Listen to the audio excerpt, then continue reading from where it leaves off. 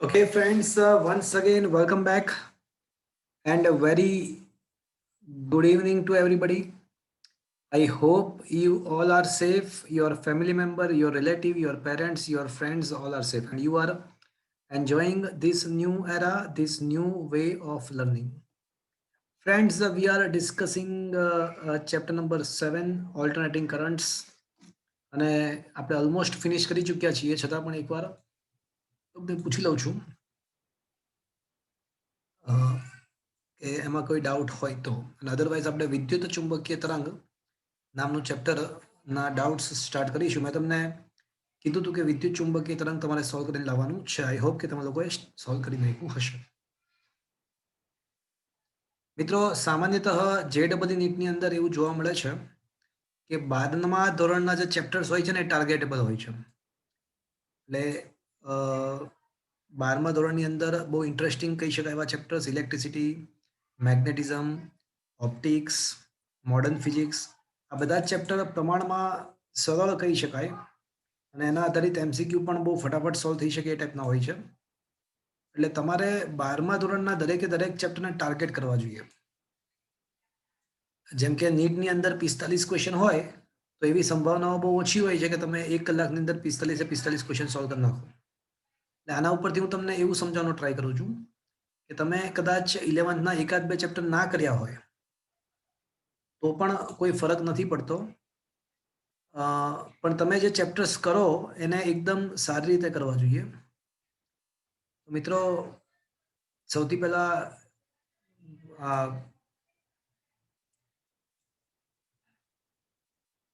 Chapter number 7 ના doubts જો તમારા હોય તો એને ડિસ્કસ કરી લઈએ અને પછી આપણે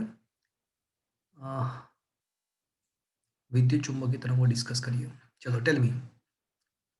આઈ થિંક મેં તમને છેલ્લે આ બધા જ ક્વેશ્ચન 147 બધું શીખવાડી દઉં. પણ AIEEE PMT કોમ્પિટિટિવ એક્ઝામિનેશન્સના આધારિત ક્વેશ્ચન્સ તમારે પૂછવા હોય તો પૂછી શકાય. ચલો, અથવા એમ્સમાં પાંચમો શું કહો છો? એમ્સમાં પાંચમો એમ્સમાં પાંચમો ક્વેશ્ચન. બટ બિફોર દેટ એક મિનિટ ઉભા રહો. પહેલા તો 150 સુધીમાં 147 સુધીમાં કોઈને કંઈ પૂછવું છે? 147 સુધીમાં કોઈને કંઈ પૂછવું છે?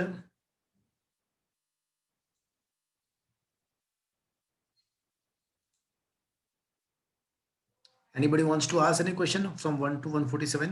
Okay. AIEEE ની અંદર કોઈને કંઈ પૂછવું છે? AIEEE?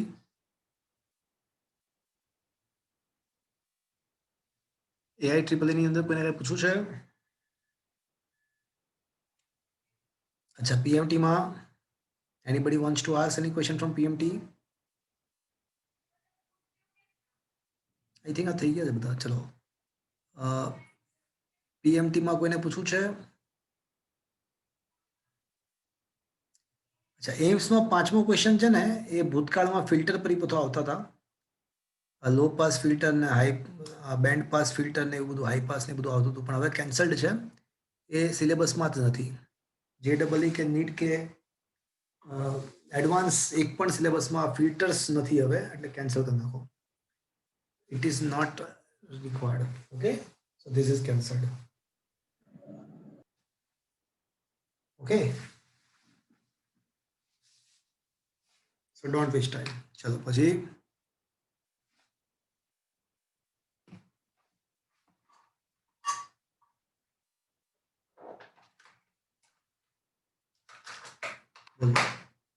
એમ્સમાં anything else?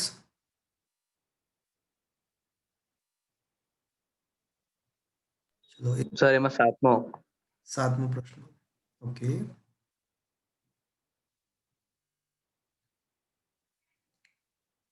ઓકે.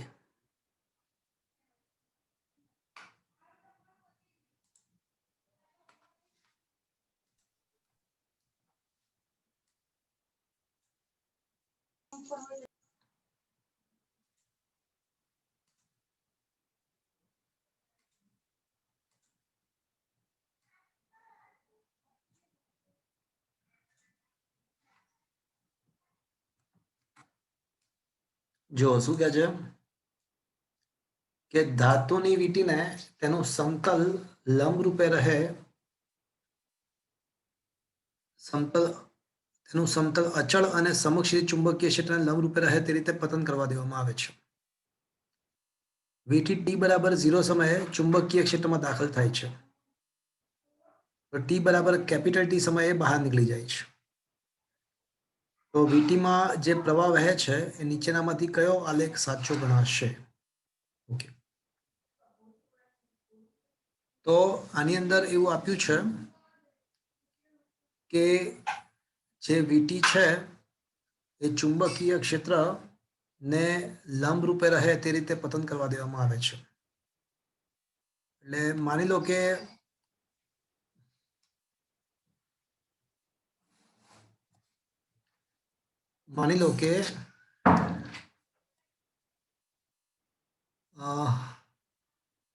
અહીંયા આગળ કોઈ ચુંબકીય ક્ષેત્ર છે,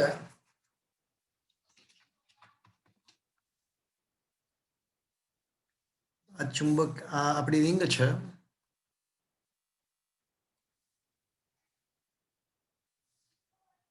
અને ચુંબકીય ક્ષેત્ર માની લો કે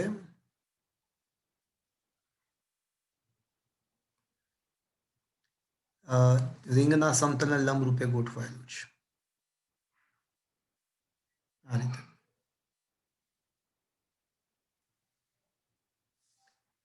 હવે આ જે રિંગ છે ને એ નીચે પડે છે.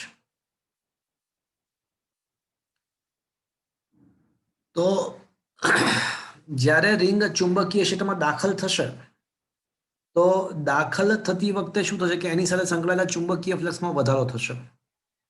દાખલ થતી વખતે એની સાથે સંકળાયેલા ચુંબકીય ફ્લક્સમાં વધારો થશે.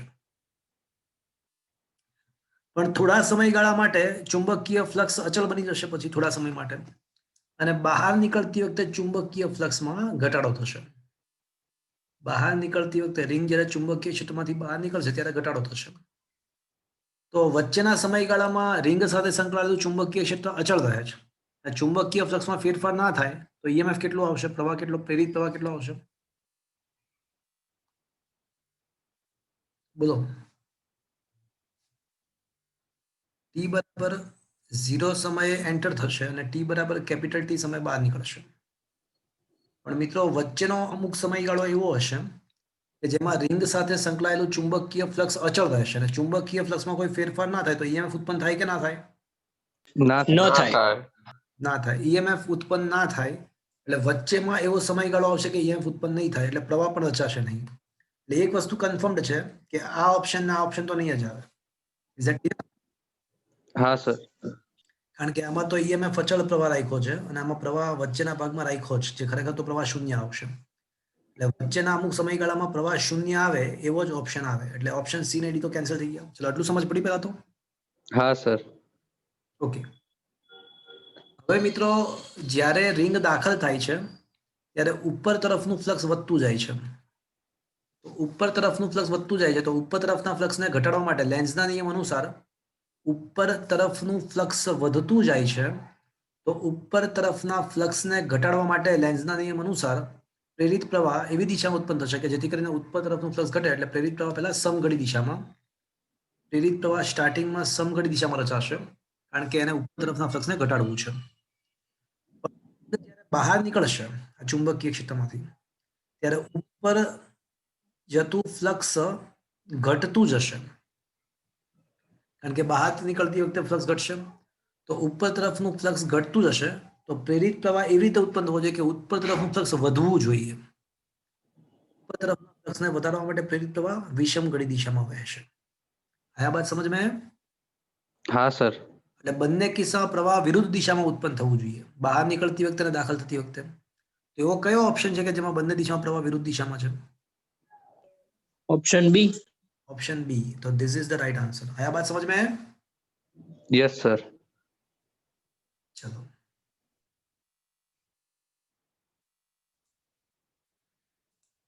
હવે બોલો.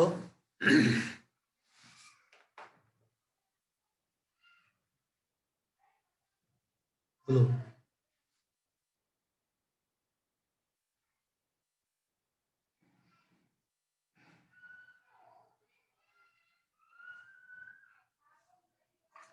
चलो एम्स लास्ट कॉल.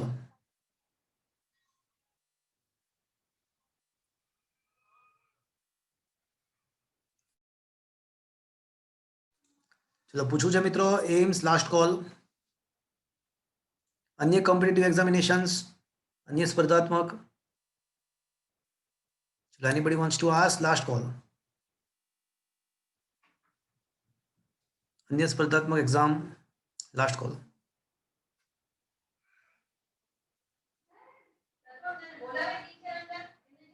ઓકે, તો મિત્રો ચેપ્ટર નંબર 7 પર આધારિત ક્વેશ્ચન્સ અહીંયા આગળ ફિનિશ થાય છે. આપણે ચેપ્ટર નંબર 8 વિદ્યુત ચુંબકીય તરંગો પર આધારિત ક્વેશ્ચન ડિસ્કસ કરીએ. મેં તમને આ ચેપ્ટર સોલ્વ કરીને લાવવાનું કીધું હતું. હું થોડાક થિયોરી કન્સેપ્ટ્સ તમને યાદ કરાવી દઉં છું આ ચેપ્ટરના, અને પછી આપણે તમારા ડાઉટ્સ સોલ્વ કરીએ. ઓકે મિત્રો, ચેપ્ટર નંબર 8 વિદ્યુત ચુંબકીય તરંગો. તો મિત્રો તમને યાદ હશે કે મેક્સવેલે 4 આધાર સ્તંભ, મેક્સવેલે જે વિદ્યુત ચુંબકીય તરંગોનો જે વાદ આપ્યો હતો એને 4 આધાર સ્તંભો, 4 ઇક્વેશનનો યુઝ કર્યો હતો. સૌથી પહેલા વિદ્યુત માટેનો ગાઉસનો નિયમ. તો વિદ્યુત માટેનો ગૌસનો નિયમ શું હતો મિત્રો? સંકલન બંધ વક્ર E dot D A is equals to ઘેરાતો વિદ્યુત ભાર ભાગ્યા પરમિટિવિટી. બીજું હતું ચુંબકત્વનો ગૌસનો નિયમ. તો ચુંબકત્વ માટેનો ગૌસનો નિયમ સંકલન બંધ વક્ર B ડોટ ડી એ બંધ પૃષ્ઠ પરનું ચુંબકીય ફ્લક્સ હંમેશા શૂન્ય હોય છે. ત્રીજું હતું ફેરેડેનો વિદ્યુત ચુંબકીય પ્રેરણાંક, ફેરેડેનો નિયમ, વિદ્યુત ચુંબકીય પ્રેરણાંકનો નિયમ. તો ફેરેડેનો નિયમ શું હતો કે ઈએમએફ જે ઉત્પન્ન થાય છે એ ચુંબકીય ફ્લક્સના ફેરફારના સમય દરના ઋણ મૂલ્ય જેટલું હોય છે. પણ તમને ખબર છે કે આ ઈએમએફ ને તમે શું લખી શકો? ઇન્ટિગ્રેશન E ડોટ ડીએલ પણ લખી શકો. યાદ છે મિત્રો? ઇઝ ઇક્વલ્સ ટુ ચુંબકીય ફ્લક્સ એટલે ઇન્ટિગ્રેશન B ડોટ ડીએલ. પ્રેરિત ઈએમએફ ઇઝ ઇક્વલ્સ ટુ પ્રેરિત વિદ્યુત ક્ષેત્ર જો E હોય તો પ્રેરિત ઈએમએફ ઇઝ ઇક્વલ્સ ટુ સંકલન બંધ વક્ર E ડોટ ડીએલ પણ લખી શકો, અને is equals to d phi by dt, જ્યાં ફાઈ એટલે ચુંબકીય ફ્લક્સ. જો કે ચુંબકીય ફ્લક્સ સંકલન B ડોટ ડીએલ પણ લખાય, ડીએ પણ લખાય, આપણે ખાલી ફાઈ રાખીએ. અને ચોથું શું હતું કોઈને યાદ છે?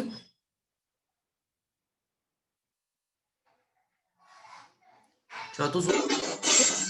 એમ્પિયર એમ્પિયર સર્કિટલનો હા, તો એમ્પિયર મેક્સવેલ લો હતો.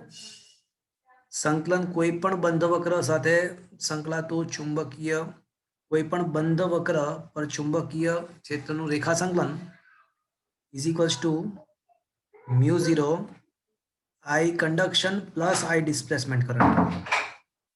અને જ્યાં સ્થાનાંતર પ્રવાહ તમને યાદ હશે, કોઈને યાદ છે સ્થાનાંતર પ્રવાહનું સૂત્ર શું હતું? D phi E by dt. Epsilon nought d phi electric by dt. Epsilon nought હતું ને ભાઈ? હા sir. Is that clear? So this was the Maxwell's equations.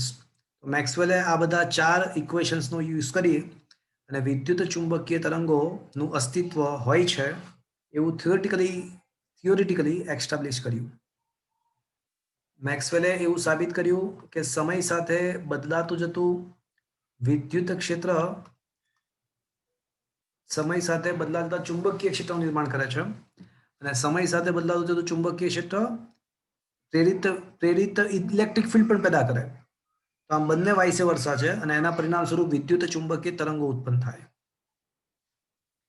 ત્યારબાદ વિદ્યુત ચુંબકીય તરંગો વિશે વધારે ડીપમાં એ લોકો ગયા. ખબર પડી કે વિદ્યુત ચુંબકીય તરંગોમાં વિદ્યુત ક્ષેત્રના સદિશો, ચુંબકીય ક્ષેત્રના સદિશો અને તરંગ પ્રસરણની દિશા ત્રણે એકબીજાને પરસ્પર લંબ હોય છે. છે અને તરંગ પ્રસરણ તમને યાદ હોય તો તરંગ પ્રસરણની દિશા E cross B. આપણને ખબર છે કે E ક્રોસ B વડે આપવામાં આવે છે. આપણને એવું પણ ખ્યાલ છે કે વિદ્યુત ક્ષેત્ર અને ચુંબકીય ક્ષેત્રના મૂલ્યનો ગુણોત્તર પ્રકાશની ઝડપ જેટલો હોય અને પ્રકાશની ઝડપને આપણે 1/√μ0 એપ્સિલોન નોટ વડે પણ રજૂ કરી શકીએ. યસ ઓર નો? હા સર.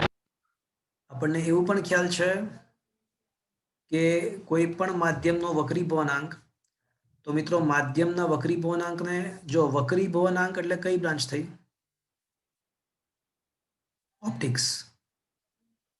પરમિએબિલિટી અને પરમિટિવિટી એટલે પરમિએબિલિટી એટલે મેગ્નેટિઝમ અને પરમિટિવિટી એટલે ઇલેક્ટ્રિસિટી. તો મિત્રો આ જે ઇક્વેશન છે eta is equals two √μRK અથવા આ જે ઇક્વેશન છે આ બંને ઇક્વેશન પ્રકાશશાસ્ત્ર, વિદ્યુતશાસ્ત્ર અને ચુંબકત્વ ત્રણેય વચ્ચે કંઈક સંબંધ છે એ બાબત રજૂ કરે છે. શૂન્ય અવકાશમાં પ્રકાશની ઝડપ એ 1/√μ0 ઇન્ટુ એપ્સિલોન નોટ એટલે પરમિબિલિટી અને પરમિટિવિટી સાથે સંકળાયેલી છે. એટલે મિત્રો વિદ્યુતશાસ્ત્ર, ચુંબકત્વ અને પ્રકાશશાસ્ત્ર ત્રણેય વચ્ચે કંઈક તો કંઈક સંબંધ છે. આપણે એવું પણ ભણ્યા હતા કે વિદ્યુત ચુંબકીય તરંગો ની જો ઉર્જા ઘનતા વિચારવામાં આવે તો એ બનશે એપ્સિલોન નોટ ઇન્ટુ E_RMS² અથવા B_RMS²/μ0, જ્યાં ઇલેક્ટ્રિક ફિલ્ડનું RMS મૂલ્ય એટલે એનું મહત્તમ મૂલ્ય √2 લખી શકાય, કારણ કે અહીંયા પણ સાઇન કે કોસાઇન વક્રને અનુસરતા હોય, સાઇન કે કોસાઇન વક્રને જ અનુસરતા હોય છે. આપણે એવું પણ ભણ્યા હતા કે પાવર ઇઝ ઇક્વલ્સ ટુ વિકિરણ ઉર્જા ભાગ્યા સમય. પાવર ઇઝ ઇક્વલ્સ ટુ વિકિરણ ઉર્જા ભાગ્યા સમય અને તીવ્રતા શોધવું હોય તો પાવર ભાગ્યા ક્ષેત્રફળ એટલે U/AT અને આપણને ખબર છે કે I બરાબર ρ ઇન્ટુ C, ઉર્જા ઘનતા ઇન્ટુ C એટલે epsilon not into RMS² into C અથવા B_RMS²/μ0 ઇન્ટુ C પણ લખી શકાય. આપણને એવું પણ ખબર છે કે વિદ્યુત અને ચુંબકીય ક્ષેત્રમાં ઉર્જા સમાન રીતે સંકળાયેલી હોય. વિદ્યુત ચુંબકીય તરંગોમાં જે ઉર્જા છે એમાંથી અડધી ઉર્જા વિદ્યુત ક્ષેત્રમાં હશે અને અડધી ઉર્જા ચુંબકત્વમાં ચુંબકીય ક્ષેત્રમાં હશે. બંનેમાં સમાન રીતે ઉર્જા સંકળાયેલી હોય. તો વિદ્યુત ચુંબકીય તરંગોમાં જે ટોટલ ઉર્જા ઘનતા છે એ ઇલેક્ટ્રિક ફિલ્ડ અને મેગ્નેટિક ફિલ્ડની ઉર્જા ઘનતાનો સરવાળો છે અને એ બંને ઇલેક્ટ્રિક ફિલ્ડ અને મેગ્નેટિક ફિલ્ડની ઉર્જાઓ સમાન હોય અને ટોટલ ઉર્જા ઘનતા કરતા અડધી એટલે half E_RMS² into epsilon not જેટલી હોય અથવા એ B_RMS²/2μ0 જેટલી હોય. તો મિત્રો આ થિયોરી કન્સેપ્ટ હતા આ ચેપ્ટરના. આ ચેપ્ટરમાં બહુ ખાસ મોટી વાત નથી, નાનકડું એવું ચેપ્ટર છે. તો let's start to solve your doubts. ચલો મિત્રો, ક્વેશ્ચન નંબર 1 to 30 ની અંદર હા થોડી એક બીજી પણ વાત કરતો જે તમારા સિલેબસની અંદર નથી એટલે તમારી ટેક્સ્ટબુકમાં નહોતું પણ વાત સાચી છે. તો સાંભળી લો મિત્રો. વિદ્યુત ચુંબકીય તરંગો ઉત્પન્ન કરવા માટે હર્ટ્ઝે એક પ્રયોગ કર્યો હતો. તો હર્ટ્ઝના પ્રયોગની ગોઠવણની અંદર એને 2 સળિયાઓનો યુઝ કર્યો હતો અને વચ્ચે સ્પાર્ક ગેપ રાખ્યો હતો અને સળિયાઓની આડે ગોળાઓ હતા. ગોળાઓ વિદ્યુત ભારનો સંગ્રહ કરે છે એટલે ગોળાઓ વિદ્યુત ભારનો સંગ્રહ કરતા હોવાથી એ એક રીતે શું બની ગયું કહેવાય? કેપેસિટર. ગોળાઓ કેપેસિટર તરીકે વર્તે છે અને સળિયાઓ એ ઇન્ડક્ટર તરીકે વર્તે છે. એટલે એક રીતે હર્ટ્ઝે શું બનાવ્યું? એલસી પરિપથ જ બનાવ્યો. અને એલસી પરિપથમાં યાદ કરો બે કેપેસિટરની બે પ્લેટ વચ્ચે જો વાયા ઇન્ડક્ટર વિદ્યુતભાર દોલનો કરે તો યાદ કરો આપણને ખબર છે કે આ બે ચાર્જ કરેલા કેપેસિટરને ઇન્ડક્ટર વડે જોડી દઈએ તો વિદ્યુતભાર બે પ્લેટ વચ્ચે દોલનો કરશે. વિદ્યુતભાર બે પ્લેટ વચ્ચે દોલનો કરશે અને એ દોલનો દરમિયાન એ પ્રવેગી ગતિ હશે અને પ્રવેગી ગતિ હોય તો એમાંથી વિદ્યુત ચુંબકીય તરંગોનું ઉત્સર્જન થાય. તો આપણને ખબર છે કે એલસી પરિપથમાં વિદ્યુત ચુંબકીય તરંગોનું ઉત્સર્જન થયા રાખે જ્યાં સુધી કેપેસિટર પાસે ઉર્જા ખતમ ના થાય ત્યાં સુધી થયા રાખે. પણ જો હું કોઈક રીતે આ ગોઠવણને સતત ઉર્જા પૂરી પાડી નાખું, કોઈક રીતે આ ગોઠવણને સતત રીતે ઉર્જા પૂરી પાડવામાં આવે, જેમ કે અહીંયા આગળ ઇન્ડક્શન કોઇલ છે, તો ઇન્ડક્શન કોઇલની મદદથી આ પરિપથને સતત ઉર્જા પૂરી પાડવામાં આવે છે, તો પછી સતત વિદ્યુત ચુંબકીય તરંગોનું ઉત્સર્જન મેળવી શકાય. યાદ આવે છે મિત્રો ટેન્ક પરિપથ?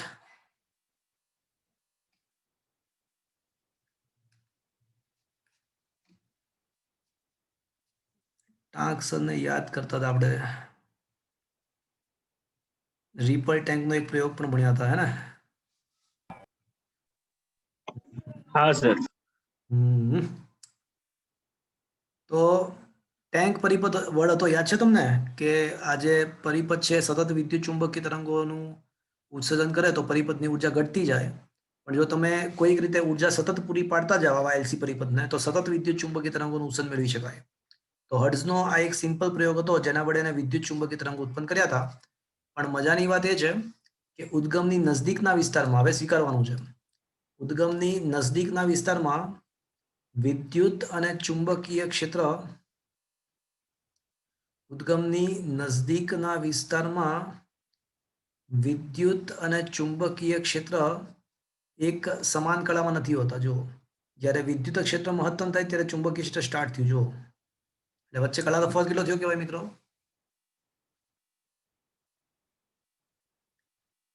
બોલો શું કહેવાય? ઉદ્ગમની નજીક વેક્ટર ઈ અને વેક્ટર બી વચ્ચેનો કળા તફાવત કેટલો હશે? 5/2. કળા તફાવત π/2 રેડિયન હોય, કારણ કે એક જ્યારે મહત્તમ છે ત્યારે બીજું જસ્ટ સ્ટાર્ટ થાય છે. અને આવા સંજોગોમાં એના જે મૂલ્ય છે ને ઉદ્ગમની નજદીકના વિસ્તારમાં, આ સળિયા અને ગોળાવાળો જે વિસ્તાર હોય એ ઉદ્ગમ કહેવાય. તો એની નજદીકના વિસ્તારમાં જે ઇલેક્ટ્રોમેગ્નેટિક વેવ્સ હોય ને બહુ ફટાફટ ઘટે, એનું મૂલ્ય બહુ ઝડપથી ઘટતું જાય.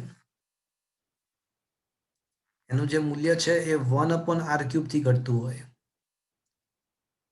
બહુ ફટાફટ ઘટતા હોય આ વિદ્યુત અને ચુંબકીય ક્ષેત્રના મૂલ્યો. તો આવા ઘટકોને શું નામ અપાય? તમને ખબર નથી, હું તમને કહી રહ્યો છું. આવા ઘટકોને ઇન્ડક્ટિવ ઘટકો કહેવાય. પણ ઉદ્ગમની દૂરના વિસ્તારમાં, ઉદ્ગમથી દૂર, તમારા ટેક્સ્ટબુકની અંદર અથવા આપણા નોટ્સની અંદર આ જ વાક્ય છે કે ઉદ્ગમથી દૂર છે ને વેક્ટર ઈ અને વેક્ટર બી સમાન કળામાં હોય છે. વેક્ટર ઈ અને વેક્ટર બી સમાન કળામાં હોય છે તથા તેમના મૂલ્યો 1/r સાથે બદલાય છે. બહુ ફાસ્ટ નથી બદલાતા, ધીમે ધીમે બદલાય છે. તો આવા જે ઘટકો છે ને, આવા ઘટકોને કેવા ઘટકો કહેવાય મિત્રો? તમને જ ખબર, હું તમને. ઉત્સર્જિત ઘટકો. આવા ઘટકોને ઉત્સર્જિત ઘટકો કહેવાય.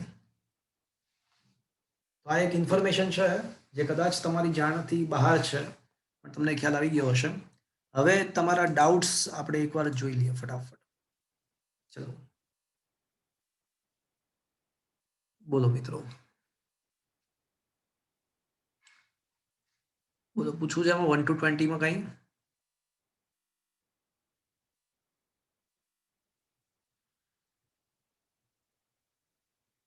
One to 20.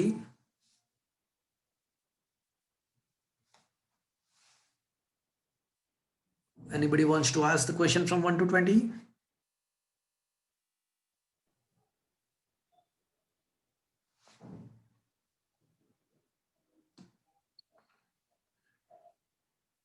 તો પૂછવું છે કઈ?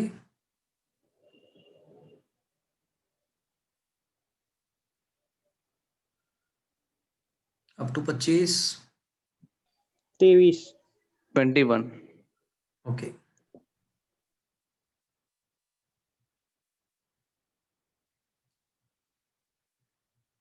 એક્સ દિશામાં ગતિ કરતા વિદ્યુત ચુંબકીય તરંગ માટે નીચેનામાંથી કઈ આકૃતિ સાચી છે? ચલો, તરંગ પ્રસરણની દિશામાં શું, તરંગ પ્રસરણની દિશા કઈ છે મિત્રો? E cross E B. cross B. એટલે અહીંયા શું આપ્યું છે આપણને? તરંગ પ્રસરણ દિશા કઈ આપી છે આપણને? ઋણ X. ઋણ એક્સ આપી છે. Hmm. અચ્છા, ઋણ એક્સ છે, વાત સાચી છે. ઓકે. તો નીચેનામાંથી કયું સાચું હોઈ શકે? આકૃતિ 1 અને આકૃતિ 2 માં બંનેમાં દેખી લઈએ સાચું છે કે નહીં. ઈ ક્રોસ બી શું આવવું જોઈએ? Minus I cap. Minus I cap આવવું જોઈએ. તો દેખી લઈએ. તો કમબખત આકૃતિમાં તો ધનેક્સ દિશામાં બતાવ્યું છે. હા સર. આકૃતિમાં તો પ્રસરણ કમબખત ધનેક્સ દિશામાં બતાવ્યું છે. એટલે લોચો છે ક્વેશ્ચનમાં, નો મતલબ કે જો બંનેમાં પ્રસરણ તો ધનેક્સ દિશામાં જ બતાવ્યું છે. તો આપણે આ ઋણ એક્સ ના બદલે ધારો કે ધનેક્સ ધારી લઈએ. ઓકે. હવે આકૃતિ એ માટે વિચારીએ તો વેક્ટર ઈ ક્રોસ બી ની દિશા, ચલો વેક્ટર ઈ જે છે ને એ પ્લસ કે કેપ છે અને વેક્ટર બી જે કેપ છે. તો મિત્રો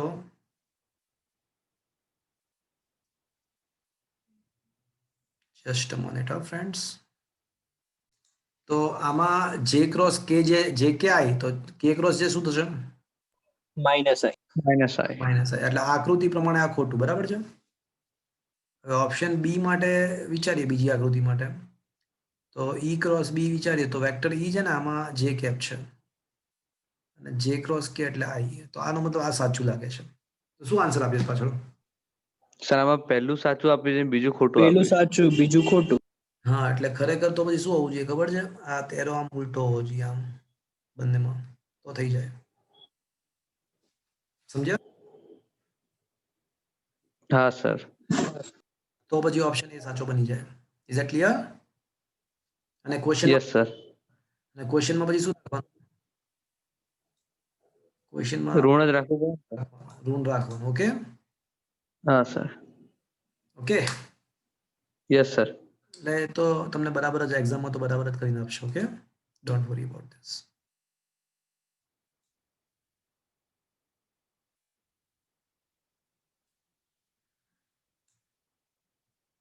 ઓકે, ચલો.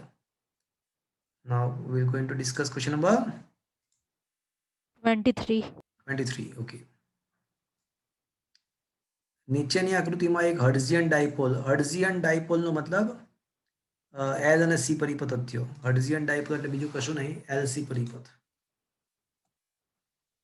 ઓકે, શું કહેજો?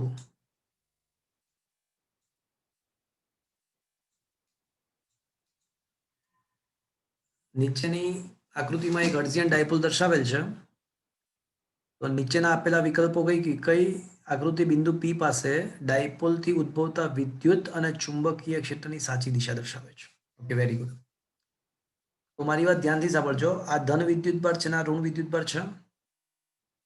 તો ધન વિદ્યુત ભાર જે હોય ને એનું વિદ્યુત ક્ષેત્ર આમ બહાર નીકળે, રાઈટ? ને ઋણ વિદ્યુત ભારનું વિદ્યુત ક્ષેત્ર પોતાનામાં દાખલ થાય. તો ઇફેક્ટિવ વિદ્યુત ક્ષેત્ર કઈ તરફ આવશે? ઉપર તરફ. ચલો, આટલું સમજ પડી? એટલે વિદ્યુત ક્ષેત્ર ઉપર તરફ આવશે. એટલે option A cancel. Option A cancel થશે. Is it clear? Yes, sir. Yes, sir. હવે મિત્રો, હવે શું થશે ખબર છે? આ ધન વિદ્યુત ભાર છે ને અને આ ઋણ છે. એટલે ધન વિદ્યુત ભારનું સ્થિતિમાન ધન ગણાય, ઋણનું ઋણ ગણાય. તો ઇલેક્ટ્રિક કરંટ ક્યાંથી ક્યાં વહેવાનો પ્રયત્ન કરશે? Q2 થી Q1 તરફ. એટલે વિદ્યુત પ્રવાહની દિશા આમથી આમ હશે. તો ચલો, અંગૂઠો પ્રવાહની દિશામાં રાખો, આંગળીઓ વાળો આની આસપાસ. તો અહીંયા ચુંબકીય ક્ષેત્ર કઈ તરફ જશે? અંદર. અંદર તરફ. અંદર તરફ. એટલે અહીંયા ક્રોસ આવવું જોઈએ. Yes or no? Yes, sir. तो ऑप्शन सी एकदम करेक्ट है. Is that clear? Yes, sir. आया बात समझ में? Is that okay? हाँ सर. हाँ, sir. चलो अप टू 25 24. 24 ની અંદર પણ સિમિલર થિંગ છે.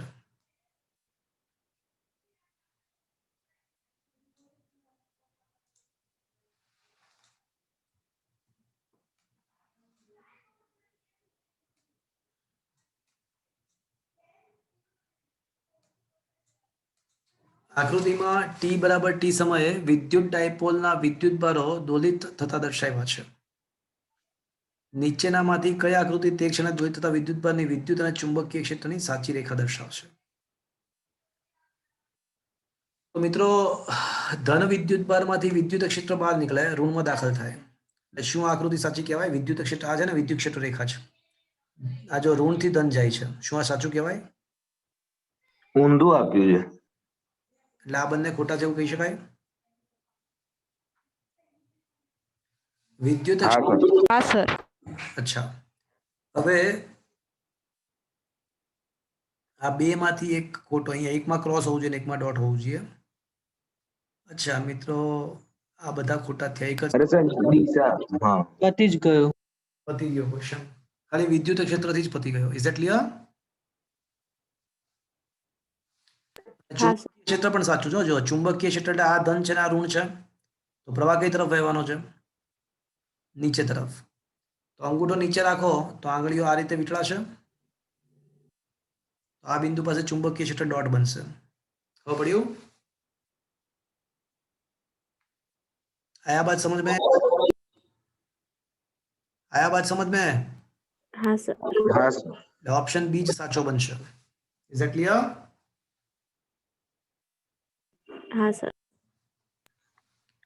ચલો, અને સર આમાં જે જગ્યા દર્શાવી છે એ સ્પાર્ક ગેપ જ ને? આ એ સ્પાર્ક ગેપ છે અને એ સ્પાર્ક ગેપમાંથી સ્પાર્ક પસાર કરવાનો હોય. એટલે એ સ્પાર્ક પસાર કરતા, એટલે જો હવામાંથી એલા વિદ્યુતભારને ગતિ કરાવવાની છે.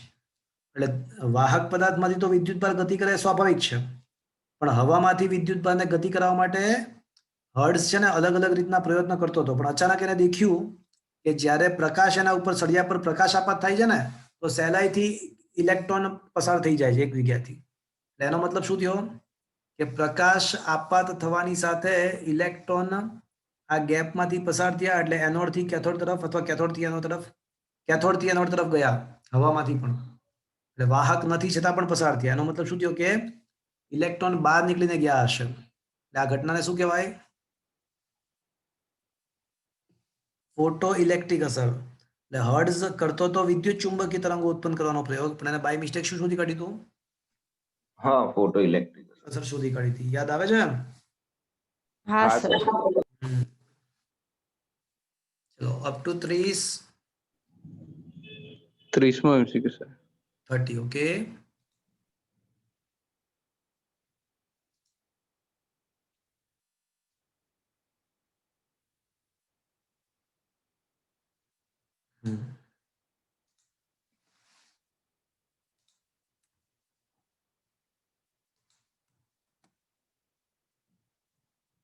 જો શું લખ્યું છે?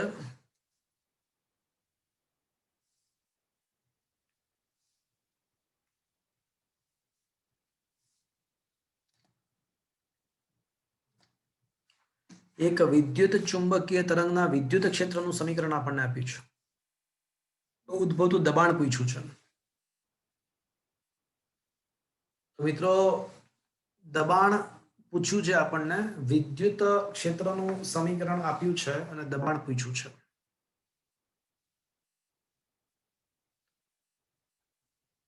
તો મિત્રો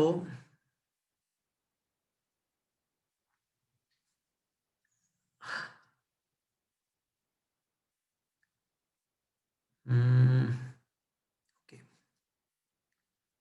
મિત્રો ઉર્જા ઘનતા એટલે એકમ કદ દીઠ ઉર્જા જૂલ પ્રતિ મીટર ક્યુબ થાય? હા કે ના? હા હા સર. સર. જૂલ એટલે ન્યૂટન ઇન્ટુ મીટર કહેવાય. હા સર. તો newton upon metre, newton metre upon metre cube એટલે શું થઈ જશે?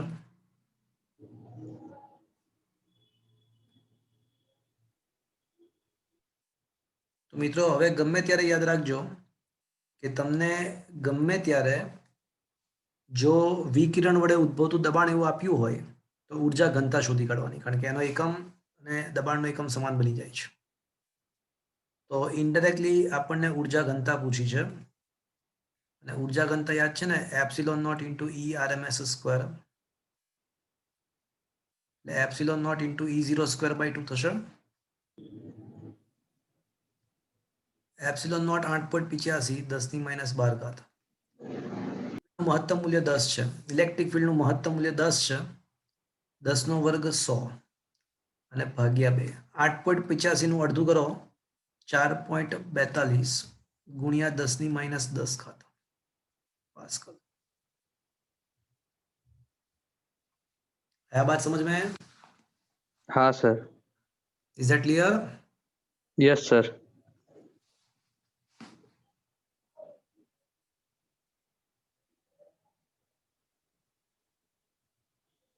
चलो पूछो. સર આ 31 માં પણ એ જ કરવાનું છે?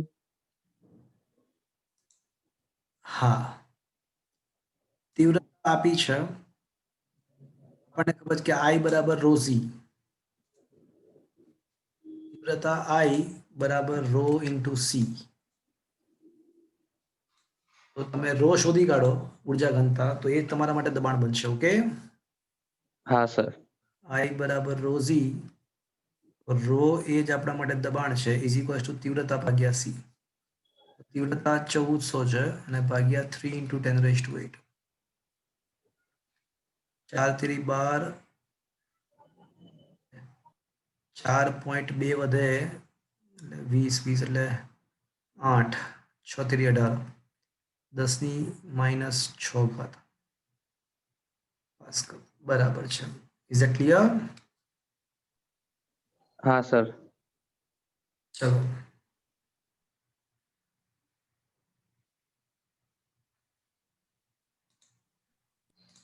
બોલો હજી અપ ટુ 40. 34. 34. 100 વોટના એક બલ્બથી 5% ઉર્જા દ્રશ્ય પ્રકાશમાં રૂપાંતર પામે છે. તો મિત્રો બલ્બનો ઇલેક્ટ્રિકલ પાવર 100 વોટ છે, પણ આપણા માટે ઇલેક્ટ્રિકલ પાવર કામનો નથી. આપણા માટે વિકિરણનો પાવર કામનો છે, કારણ કે તીવ્રતા અને ઉર્જા ઘનતા એ બધી વિકિરણની તીવ્રતા છે. તો સૌથી પહેલું કામ તમારે શું કરવું પડશે ખબર છે? વિકિરણનો પાવર શોધવો પડશે. બીજું બધું જવા દો, સૌથી પહેલા તો તમારે વિકિરણનો પાવર શોધવો પડશે.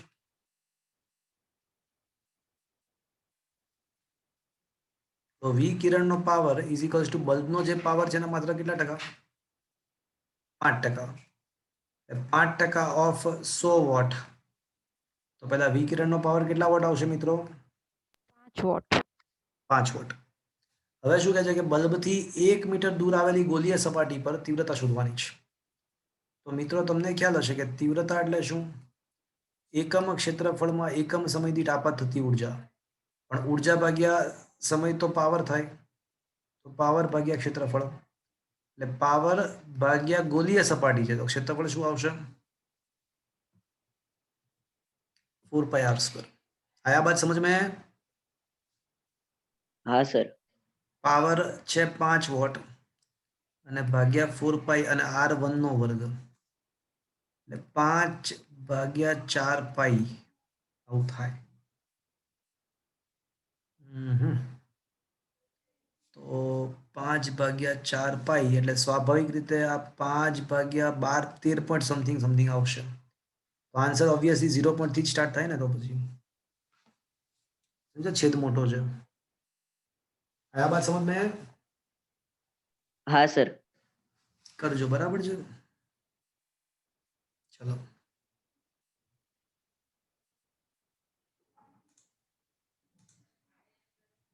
चलो बोलो up to 50. 41.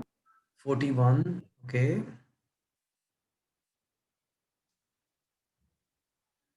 Okay.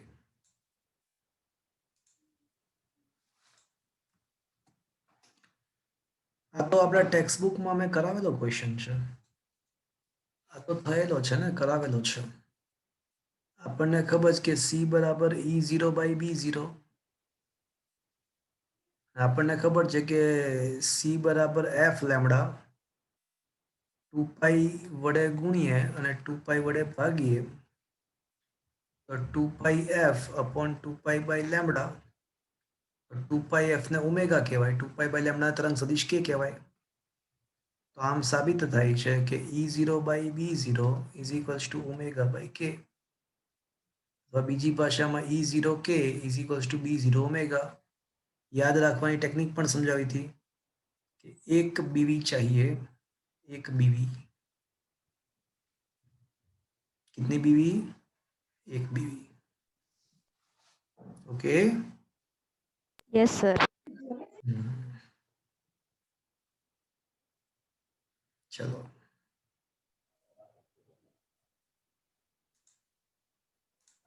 Up to 50. Sir 45. 45. 45. Okay. It's a good question. એની પણ વાત કરી હતી આપણા નોટ્સમાં પણ છે જ આ વસ્તુ. જ્યારે કોઈ તરંગ એક માધ્યમમાંથી બીજા માધ્યમમાં જાય તો તેની આવૃત્તિ અચળ રહે. અચળ રહે. કિરણ એક માધ્યમમાંથી બીજા માધ્યમમાં જાય તો આવૃત્તિ તો અચળ રહે, એ આપણને ખબર છે. આવૃત્તિ ક્યારે બદલાય? આવૃત્તિ એ ઉદ્ગમ બદલાય ઉદ્ગમ ત્યારે. બદલાય. ત્યારે જ. ઉદ્ગમનો ગુણધર્મ છે. ઉદ્ગમ બદલાવો તો બદલાઈ જાય.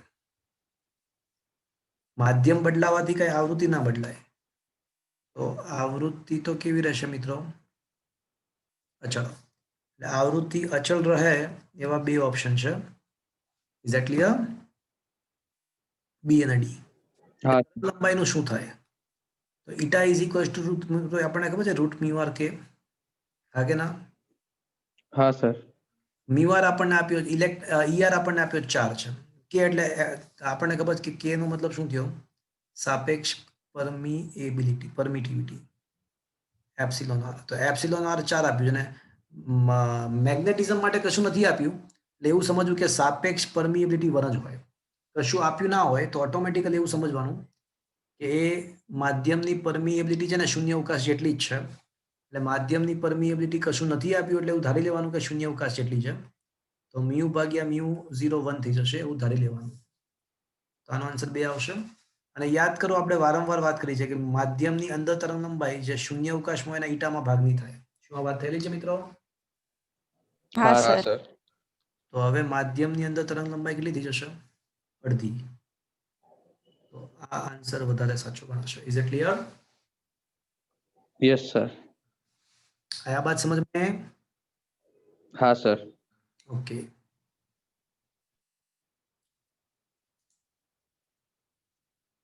चलो अप टू 50, अप टू 60.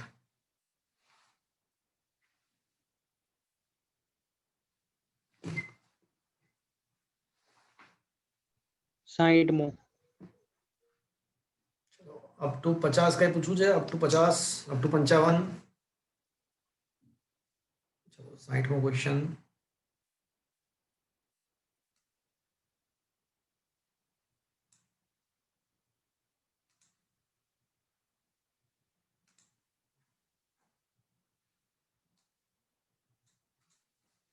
શું કહે છે કે B0 આપણને આપ્યું છે, એટલે મહત્તમ ચુંબકીય ક્ષેત્રનું મહત્તમ મૂલ્ય આપણને આપ્યું છે. તીવ્રતા પૂછી છે. તો મિત્રો તીવ્રતા આપણને ખબર છે કે તીવ્રતા is equals to rho into c. અને રો ની કિંમત epsilon not into E RMS square લખી શકો. તો તમે રો ની કિંમત બીઆરએમએસ સ્ક્વેર બાય મ્યુ 0 લઈ શકો ઇન્ટુ સી. થશે મિત્રો? હવે બીઆરએમએસ નો મતલબ B0 બાય રૂટ 2, પણ એનો વર્ગ છે એટલે B0 square by 2 mu 0 into c. ચલો કિંમતો મૂકી દઈએ. એમાં શું છે? B0 આપણને 10⁻⁴ નો વર્ગ 10⁻8 થશે. સી ની કિંમત 3 × 10⁻+8. અપોન 2 અને મ્યુ 0 એટલે 8.85 10 ની -12 એટલે હવે આવશે 3 ભાગ્યા ચલો 8.85 છે ને એને અપ્રોક્સિમેટલી 9 કહી દઈએ અને 9 દુ 18 અને અહીંયા આવશે 10 ની +12 ઘાત -8 +8 કેન્સલ.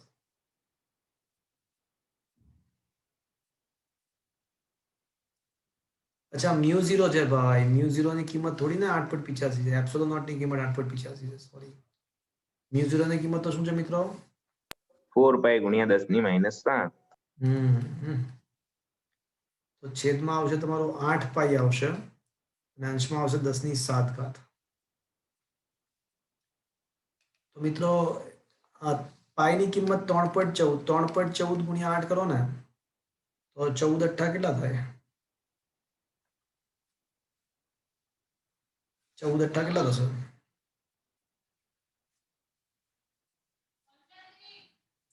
એટલે 8 તેરી 24 બરાબર, અને 14 ગુણ્યા 8 કરશો ને તો લગભગ 112 થાય ને.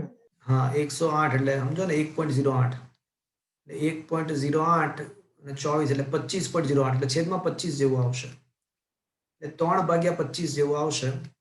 4 વડે ગુણી 4 વડે ભાગી નાખો તો આ થશે 12/100 0.12 ગુણ્યા 10 ની 7 ઘાત એટલે 1.2 10 ની 6 ઘાત. Is it clear? हाँ सर। आया बात समझ में? Is it understood? हाँ सर। चलो अप टू 70 61 61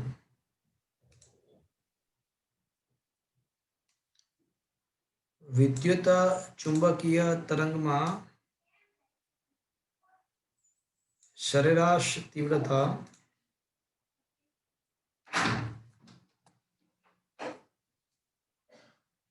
એ તરંગના કંપવિસ્તારના વર્ગના સમપ્રમાણમાં હોય છે. તો આ સંબંધમાં આવતો અચળાંક કયો? It's a very good question. તીવ્રતા ચલે છે કંપવિસ્તારનો વર્ગ, પણ વિદ્યુત ચુંબકીય તરંગમાં કંપવિસ્તાર એટલે ઇલેક્ટ્રિક ફિલ્ડનો કંપવિસ્તાર. That is to be noted. તીવ્રતાનું સૂત્ર શું છે મિત્રો? Epsilon not into ERMS square into C. Epsilon naught E0 square by 2 into C. એટલે I ચલે છે કંપવિસ્તાર ખરા, પણ એ સાદો કંપવિસ્તાર નહીં, ઇલેક્ટ્રિક ફિલ્ડનો કંપવિસ્તાર. તો હવે અહીંયા જે અચળાંક આવશે, અચળાંક K, તો એ અચળાંકનો એકમ શું હશે? તો તીવ્રતાનો એકમ વોટ પ્રતિ મીટર સ્ક્વેર છે, રાઈટ? અને આ વિદ્યુત ક્ષેત્રનો એકમ વોલ્ટ પ્રતિ મીટર, વિદ્યુત ક્ષેત્ર વોલ્ટ પ્રતિ મીટર એટલે વોલ્ટનો વર્ગ પ્રતિ metre square. Metre square cancel. તો આ જે K નો એકમ છે ને એ વોટ પ્રતિ વોલ્ટનો વર્ગ. હવે વોલ્ટ એટલે શું? તો કે ભાઈ જૂલ પ્રતિ કુલમ્બ. અને તો પછી એક કામ કરીએ, વોટ એટલે જૂલ પ્રતિ સેકન્ડ અને છેદમાં વોલ્ટ એટલે જૂલ. 1 વોલ્ટ આમ નામ રાખું છું અને 1 વોલ્ટના બદલે જૂલ પ્રતિ કુલમ્બ લખું, ચાલશે? हाँ सर. તો આ તમારું જૂલ જૂલ કેન્સલ થઈ જશે અને અંશમાં આવશે કુલમ્બ છેદમાં સેકન્ડ અને અંશ વોલ્ટ. તો મિત્રો કુલમ્બ પ્રતિ સેકન્ડ તો શું થાય? एम्पियर। એમ્પિયર ભાગ્યા વોલ્ટ. આ સમજ્યા મિત્રો? તો हाँ सर. ભાગ્યા વોલ્ટ પણ સાચો છે અને મોહ પણ સાચો છે, બી પણ સાચો છે. કારણ કે એમ્પિયર ભાગ્યા વોલ્ટ ઓહમનો ઇન્વર્સ પણ થશે ને. V/I એ R છે, ખબર પડી? हाँ सर. એટલે ઓહમ ઇન્વર્સ પણ સાચો. આ બંને સાચા કહેવાય. Is it clear? Yes sir. એટલે મોહ પણ સાચો છે અને એમ્પિયર પ્રતિ વોલ્ટ પણ સાચો છે, બંને સાચા છે.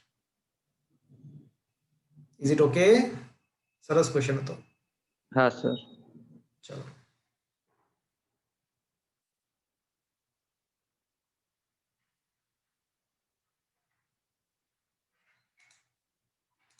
બોલો અપ ટુ 70,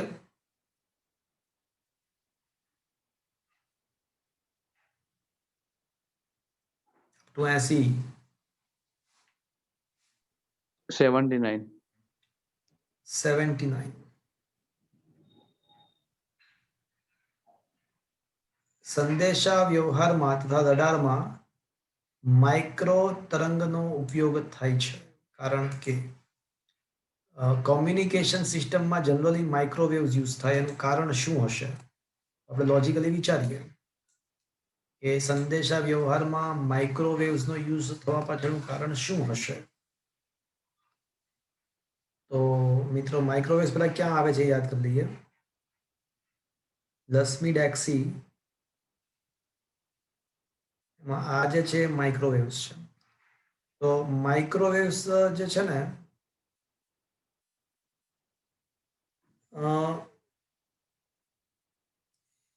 એની જેમ તમે આમથી આમ જાઓ તો આવૃત્તિ વધતી જાય અને તરંગ લંબાઈ ઘટતી જાય. ઓકે, એવું આપણને ખબર છે. જો ઝડપથી પ્રસરી શકે તો એવું તો નથી, એ તો ખોટો જ આન્સર, કારણ કે બધા જ વિદ્યુત ચુંબકીય તરંગોની ઝડપ તો કેટલી છે બધાની? પ્રકાશની ઝડપ જેટલી. એ તો પ્રકાશની ઝડપ જ છે, એટલે એની કઈ ઝડપ વધારે છે એવો કઈ ઓપ્શન ના આવે. હવે મારી દ્રષ્ટિએ આ વિવર્તન વધુ પ્રમાણમાં થાય ને એ જરૂરી છે સંદેશા વ્યવહાર માટે. પૂછો ક્યું? ક્યું? ક્યું? કારણ કે માની લો કે આ કોઈ એન્ટેના છે રેડિયો મિર્ચીનો, બરાબર, અને આ કોઈ ઘર છે અને ઘરની અંદર કોઈને રેડિયો સાંભળવો છે.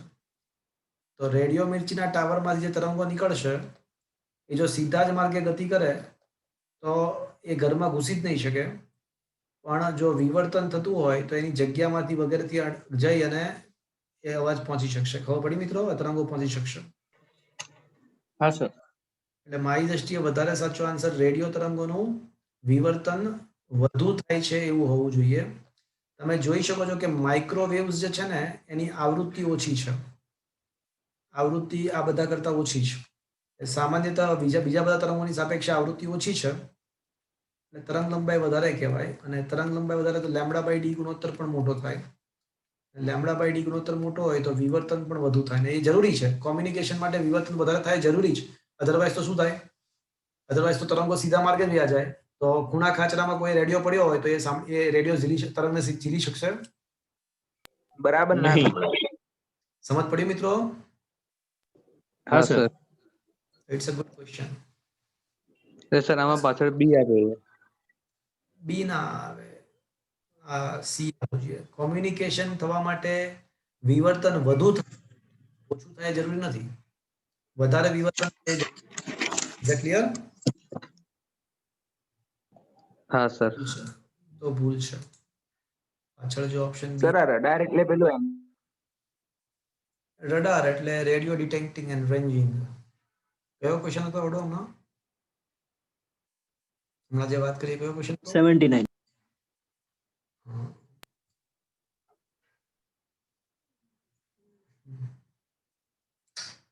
ખોટી વાત છે. ઓપ્શન 79 માં સી આવશે. રોંગ છે, 100%. ઓકે. સર પણ એમાં થિયરીમાં એવું લખ્યું છે કે એ ટૂંકી તરંગ લંબાઈને કારણે રડાર ટેકનોલોજીમાં વપરાય, તો એ ખોટું છે? થિયરીમાં એવું લખ્યું છે? હા સર.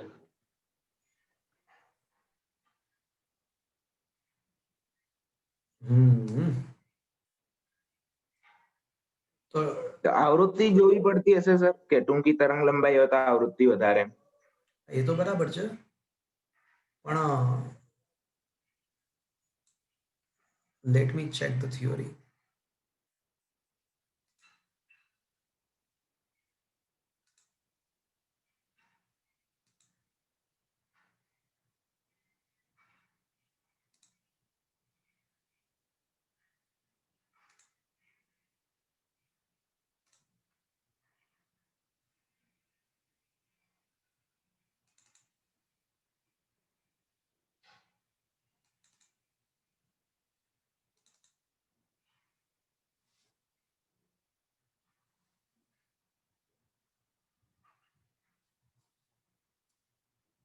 Just a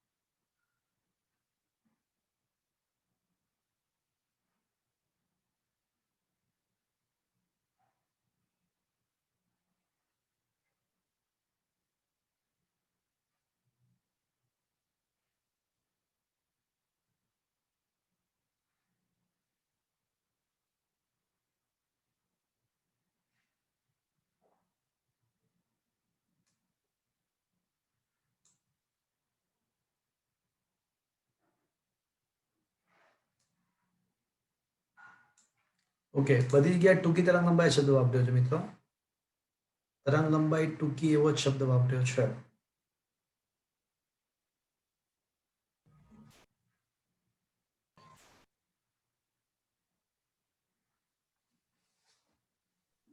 સર ટૂંકી તરંગ લંબાઈ હોય તો જ પેલું પસાર થાય ને, તમે કહો છો એ રીતે, નહીતર બરાબર ના જ સંભળાય ને એ નીકળી જાય તો. ના, એવું ના હોય. એ રીતે વિચારી શકાય? ના ના ના ના.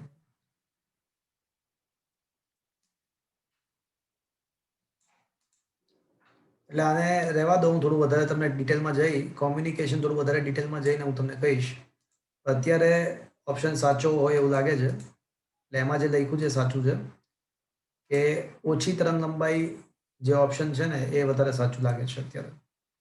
છતાં પણ કોમ્યુનિકેશન સાથે શું સંકળાયેલું છે હું તમને જોઈને જરા વિચારીને તમને કહીશ. ઓકે, હા સર. એટલે વિવર્તન પિક્ચરમાં આવે કે ના આવે એ થોડું વિચારીશું. અત્યારે તો જે ઓપ્શન છે ને એ સાચો એવું લાગે છે. ઓકે, ચલો પછી અપ ટુ 100. સર 85. 85. જો પૃથ્વીને વાતાવરણ ના હોય તો શું થાત? તો 11th સ્ટાન્ડર્ડમાં આપણે ભણી ગયા છીએ કે જો વાતાવરણ જ ના હોત તો શું થાત ખબર છે? કે એનું પૃથ્વીનું તાપમાન હાલના તાપમાન કરતાં ઘણું ઓછું હોત. શું કામ? કારણ કે વાતાવરણને કારણે શું થાય છે કે સૂર્યમાંથી જે ઉર્જા આવે છે એમાંથી અમુક ઉર્જાનું શોષણ થઈ જાય છે. વાતાવરણ સૂર્યમાંથી જે વિકિરણો આવે છે એમાંથી અમુક ઉર્જાનું શોષણ થઈ જાય છે. યાદ કરો ગ્રીન હાઉસ અસર. તો જો વાતાવરણ જ ના હોત તો એ શોષણ અમુક ઉર્જા શોષાતી ના હોત તો રાત્રિ દરમિયાન પણ વાતાવરણનું તાપમાન થોડું જળવાઈ રહે છે. એવું ના થઈ શકત, તાપમાન ખૂબ જ ઘટી જાત. ઓકે, હા સર. ગ્રીન હાઉસ અસર સાથે સંકળાયેલી છે આ વાત. ઓકે, હા સર. ચલો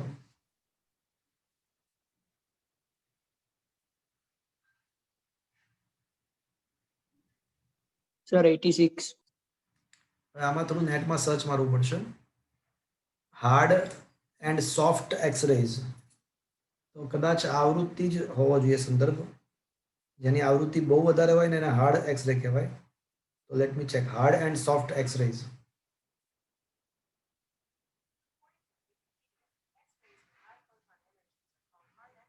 While those with lower energy are called soft X-rays. શું લખ્યું છે? The X-rays with the high photon energy. High photon એનર્જીનો મતલબ ફોટોન એનર્જી સૂત્ર શું છે? ફોટોનની એનર્જીનું ફોટોનની ઉર્જાનું સૂત્ર શું છે? HF. તો જેની ઉર્જા વધારે હોય એને હાર્ડ એક્સરે કહેવાય. એટલે જેની આવૃત્તિ વધારે હોય, HF વધારે હોય. Is that clear? A word છે જ.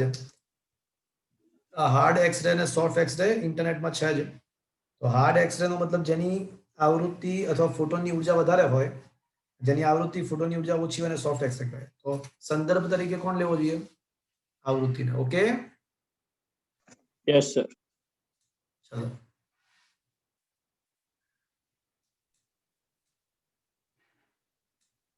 સર એટલે વાતાવરણ ના હોય તો ઓઝોન સ્તર હોય કે એ બી ના હોય? વાતાવરણ ના હોય, સ્તર પણ ના હોય તો શું પણ?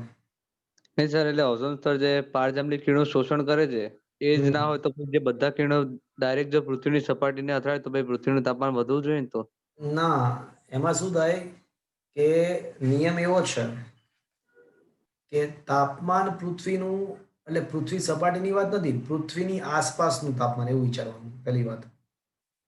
અને પૃથ્વીની આસપાસનું તાપમાન, નિયમ એવો છે કે જ્યારે કોઈ પદાર્થ કરતા ગરમ પદાર્થની સામે હોય ને તો ગરમ પદાર્થમાંથી ઉર્જાનું શોષણ થાય. પણ જો પદાર્થની બાજુમાંથી ઠંડો પદાર્થ હોય બાજુમાં તો એ પદાર્થ ઉર્જાનું ગુમાવે. હવે દિવસ દરમિયાન શું છે કે સૂર્યમાંથી પ્રકાશ આવે, એટલે જો વાતાવરણ ના હોય તો શું થાય ખબર છે? વાતાવરણ ના હોય તો પુષ્કળ ઉર્જા, પુષ્કળ તાપમાન, દિવસ દરમિયાન પુષ્કળ તાપમાન હોય. દિવસ દરમિયાન પુષ્કળ તાપમાન હોય અને રાત્રિ દરમિયાન શું થઈ જાય? બધું ગાયબ થઈ જાય, બહુ ઠંડુ થઈ જાય. તાપમાન શૂન્ય કરતા પણ નીચે વહી જાય. એટલે સરેરાશ રીતે તમે વિચારો ને તો ઇફેક્ટિવલી સરેરાશ તાપમાન એનું પૃથ્વીનું હંમેશા જે હોય એના કરતા અત્યારે જેના કરતા ઓછું જ રહેશે સરેરાશ રીતે વિચારો તો. Is that clear? હા સર. એમ બી વાતાવરણ ના હોય તો પેલા પારજાંબલી કિરણો પાછા જ જતા રહે ને. ના, એ આવે તે અને પાછા જતા રહે, આવે પણ ખરા અને પાછા પણ જતા રહે. પણ પૃથ્વી સપાટીની આસપાસ જે સરેરાશ જે તાપમાન છે એ વાતાવરણને કારણે જળવાઈ રહે છે. એ ના હોત ને તો સૂર્યની ઉર્જા 100% પાછી વહી જાત. સૂર્યની ઉર્જા વાતાવરણમાં રહેત જ નહીં તો તાપમાન ખૂબ જ ઘટી જાત. Is it clear? હા સર.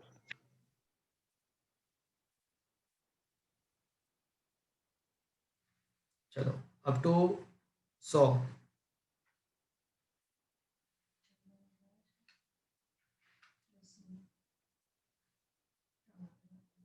up to 100.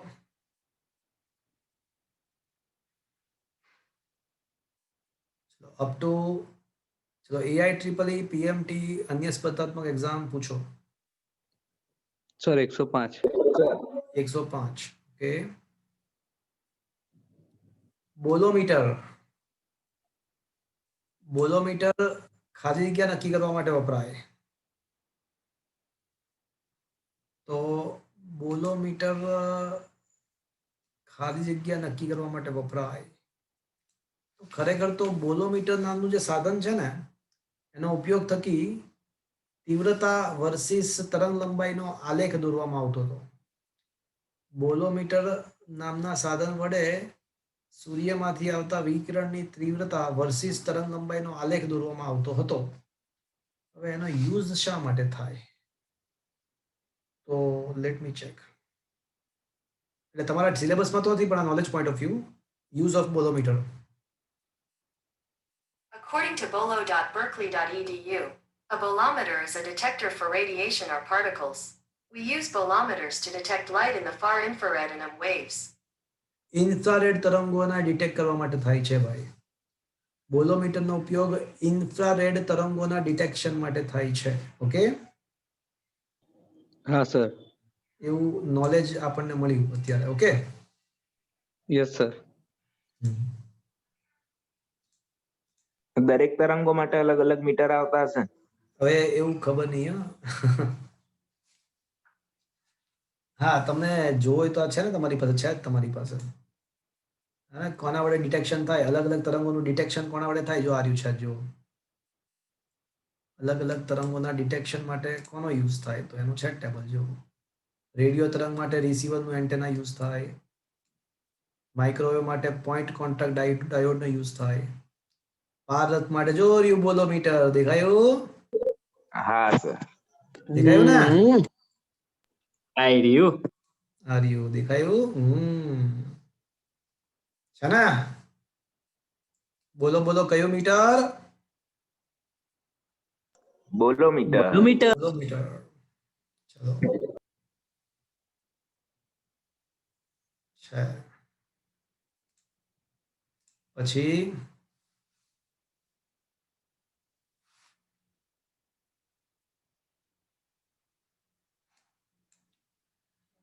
ચલો PMT AI triple last call. એટલે સર આજે જ પતાવી દેવું છે આ ચેપ્ટર? આ ચેપ્ટરમાં કશું છે જ નહીં ને, પણ ચેપ્ટરમાં ક્યાં કશું છે. તો મિત્રો કાલે સવારે છે ને આપણે ઓપ્ટિક્સ નામનું ચેપ્ટર હું સ્ટાર્ટ કરીશ, પ્રકાશશાસ્ત્ર, અને એમાં નવી નવી વસ્તુ શીખવાડીશ. તમારે કશું કરીને લાવવાનું નથી. કાલ સવારે હું મારી રીતે તમને સારી સારી વસ્તુ શીખવાડીશ. ઓકે, ઓપ્ટિક્સમાં. તો હા સર. મિત્રો હું અહીંયા આગળ એન્ડ કરું છું. કાલનો લેક્ચર ઇમ્પોર્ટન્ટ છે પ્રકાશશાસ્ત્ર માટે. Don't miss the lecture. Okay, તો આજનો સેશન અહીંયા ફિનિશ કરી રહ્યા છીએ ફ્રેન્ડ્સ. આ ચેપ્ટર કાલનો ટાઈમ હા, કાલ સવારે 7:30 થી 9. તો આજનો સેશન અહીંયા આગળ એન્ડ કરી રહ્યા છીએ મિત્રો. Thank you. Good night. Bye bye bye bye.